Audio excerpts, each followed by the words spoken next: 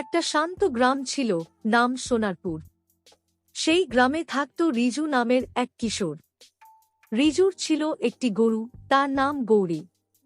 গৌরী সাধারণ গরুর মতোই দেখতে হলেও তার মধ্যে ছিল এক অদ্ভুত রহস্য। সে মানুষের ভাষায় কথা বলতে পারত। তবে শর্ত ছিল, শুধু রিজুই তার কথা শুনতে পেত। প্রতিদিন ভোরে রিজু গৌরীকে নিয়ে মাঠে যেত।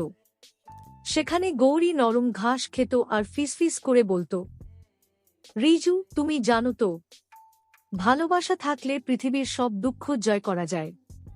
রিজু মুগ্ধ হয়ে তার মায়াভরা চোখের দিকে তাকিয়ে থাকত। একদিন গ্রামে ভয়ঙ্কর খরা দেখা দিল। নদী শুকিয়ে গেল, মাঠ ফেটে চৌচির হল। মানুষের খাবারই যখন নেই, তখন গরুর ঘাস কোথায়?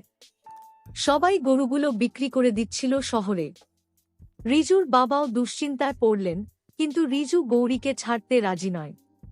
সেদিন রাতে গৌরী মৃদু গলায় বলল, ভয় পেজো না রিজু, কাল ভোরে আমাকে নদীর ধারে নিয়ে যেও।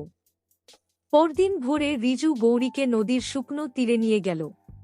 হঠাৎ গৌরী তার খুর দিয়ে মাটি খুঁড়তে শুরু করল। আশ্চর্য! কিছুক্ষণের মধ্যেই মাটির ভেতর থেকে জল ফেটে বেরোল। টলটলে স্বচ্ছ জল চারদিকে ছড়িয়ে পড়ল। গ্রামবাসীরা ছুটে এসে বিস্ময়ে দেখল শুকনো নদী আবার জেগে উঠেছে। সেই জলেই আবার মাঠে ফসল জন্মাতে শুরু করল, গরুর জন্য ঘাসও এলো। গ্রাম বাঁচল, মানুষ বাঁচল।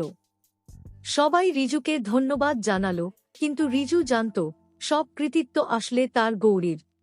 সেদিন রাতে গৌরী আবার ফিসফিস করে বলল, রিজু, মনে রেখো, যাদের প্রতি সত্যিকারের ভালোবাসা থাকে, তারা জাদু ছাড়াই পৃথিবীকে বদলে দিতে পারে। রিজু গৌরীর গলা জড়িয়ে ধরে ফিসফিস করে উত্তর দিল, তুমি শুধু আমার গরু নও, তুমি আমার বন্ধু, আমার শিক্ষক।